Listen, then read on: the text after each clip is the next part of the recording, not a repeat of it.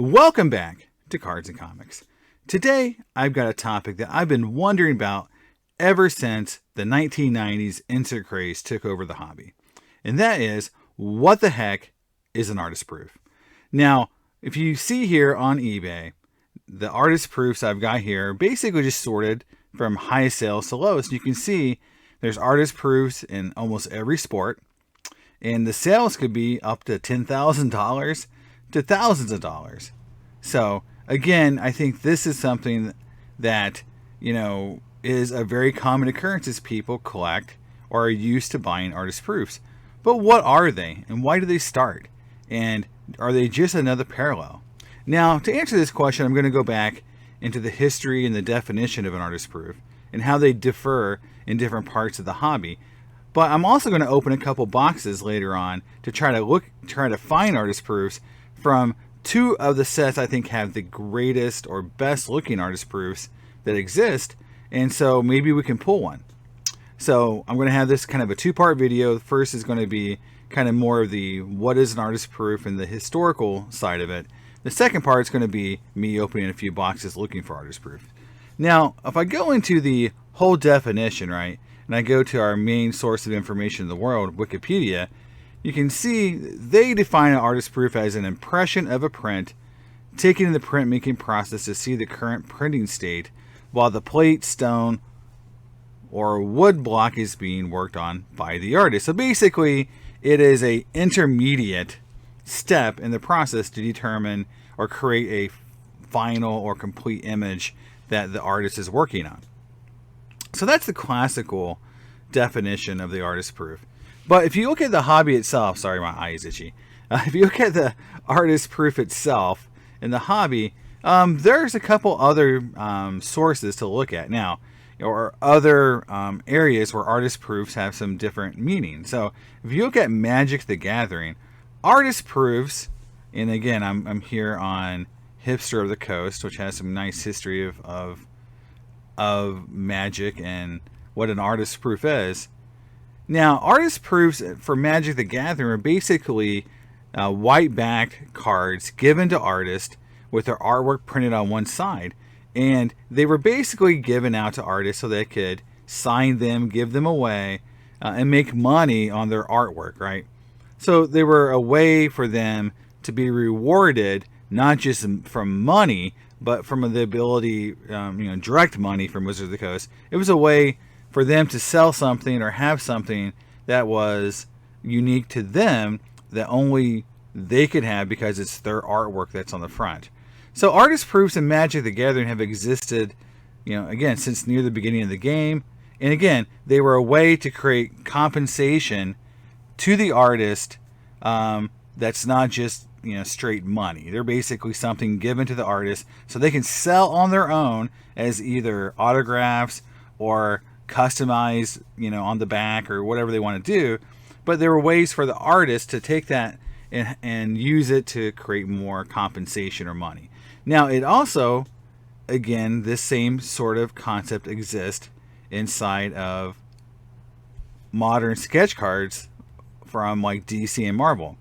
So I've got sketch proofs here, artist proofs here from sketch cards pulled up. And you can see in sketch cards, what happens normally is that, again, blank artist proofs are given to artists. They get so many of them per set. And then they can, make custom sketches and sell them on their own.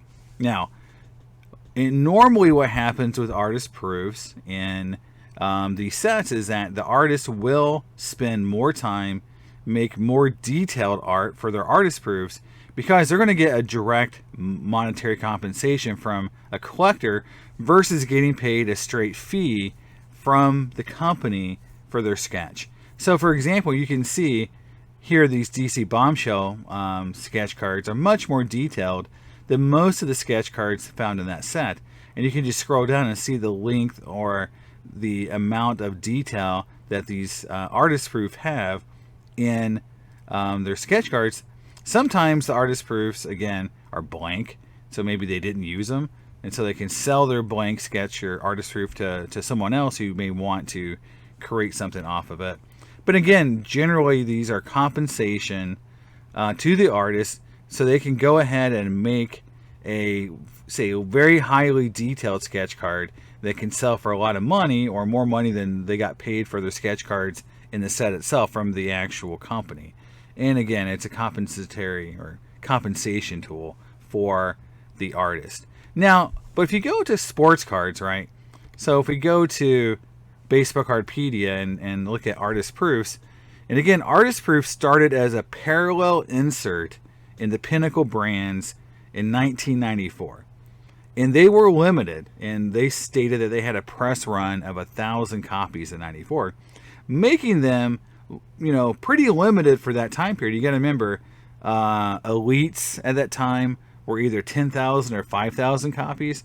So again, 5 to 10 times higher than what we have for these artist proofs. And again, if I go over here to some sales, you can see that one of the high sales here of an artist proof is a 1994 Pinnacle Don Mattingly in PSA 10. So again, artist proofs are rare, at the time when they were created, than most of the parallels that were on the market. So they were sort of the original low print parallels on in the hobby. Now, if you go to 1994 Pinnacle on Wikipedia, you can see when you get down to when it talks about artist proofs. So I get down to the inserts here. Sorry, just scrolling 1 second here. So the first parallel that it talks about is museum collection, which again started in 94. So this was a parallel that kind of had or used the Dufex technology. And so it looked really cool, really unique, and a lot of people love that technology. Now, the artist proof, and it says here that it featured a gold foil stamp above the player's name, and they're not serial numbered, but they were supposedly only 1,000 copies of each card were printed, and were exclusive to the 14-card hobby and retail packs. So again, it's a little stamp versus if you look at the museum cards, had the really cool Dufex technology versus the stamp. So I remember as a kid collecting cards in the early 90s when these came out. I did have the idea that the artist proofs were really rare, but from a aesthetic side, I really felt the museum cards were really cool looking. And later on, they used the Dufex in a lot of insert sets that I found really, really cool. Now, as far as trying to look at, every year that had artist proofs in every set, artist proofs were eventually adopted by a lot of other companies besides Pinnacle. And I showed in the first part of this video about, on eBay, you can basically see every company is using artist proofs to some level. Topps Gallery came out with artist proofs. So again, Topps, Panini, Pinnacle or Donruss, Fleer, all of them use artist proofs, and really they were just parallels. A lot of times they were just stamped. They were just like a base card that was stamped with something.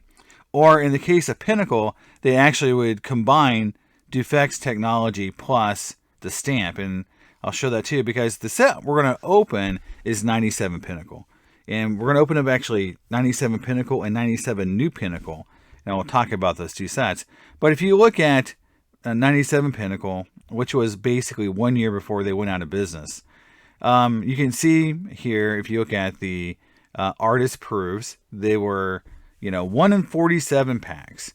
So again, they were the second hardest insert to hit.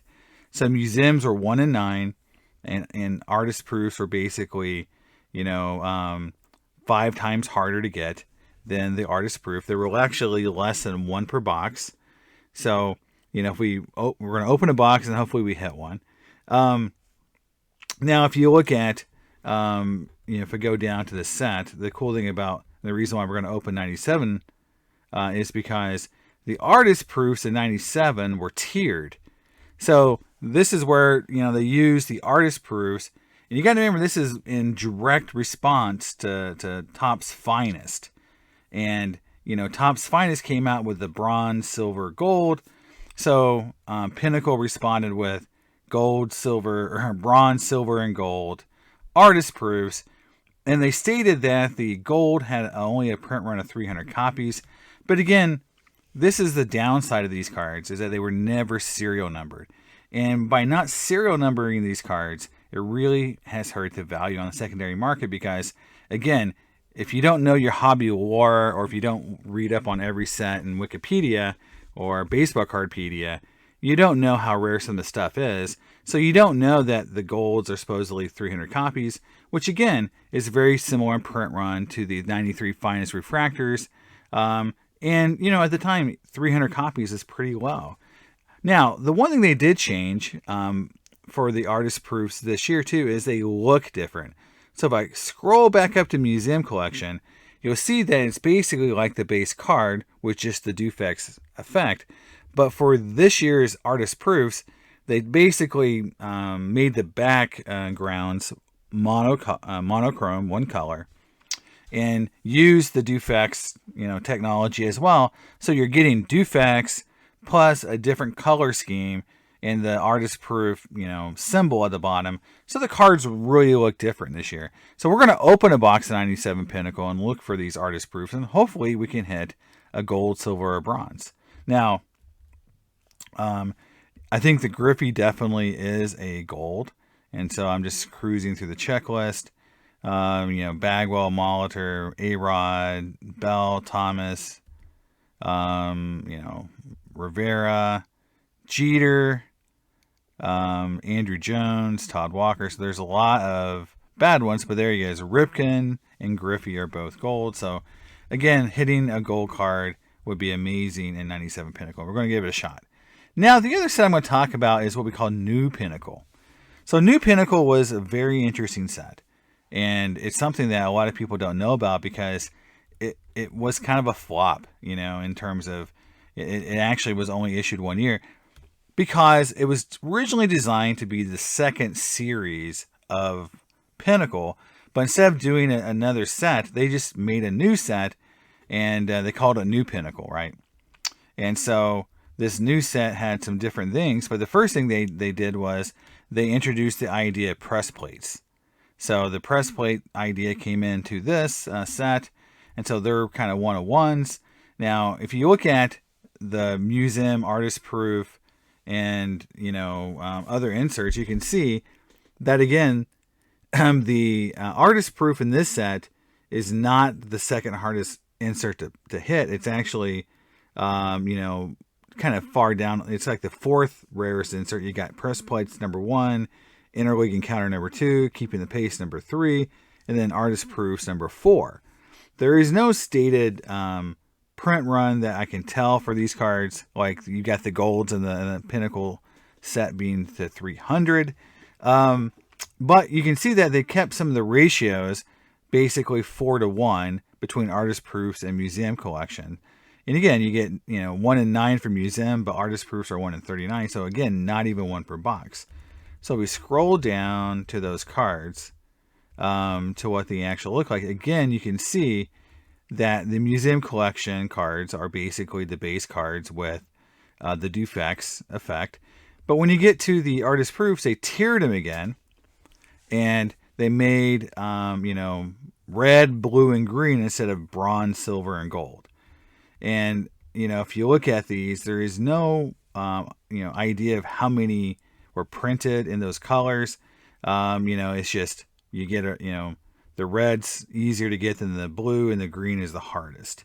So that is how it is. The Griffey is a green, so it is in the hardest. But again, they did not number them and give them any sort of print run. So I don't know if these are harder to get than the 97 Pinnacle or Series 1, but they're pretty cool. They don't come up for auction that often on eBay, and so they're definitely cool cards. And again, there's the printing plates. So we're going to open a box of this as well. Now, I will say this. Finding a box of this product is actually pretty tough. I don't think it was very popular. It didn't introduce tons of innovation other than the print plates, and we all know how people feel about print plates. Even back in the day, they were kind of ugly. And so they weren't like an amazing looking product. They were one-of-ones, and that was the coolest part about them. So again, in summary, artist proofs are basically just a parallel for sports cards. And magic cards and sketch cards, they're really a reward for the artist to allow them to have a customizable card they can go and make a new art on and go sell it to make more money as compensation for their work on the set.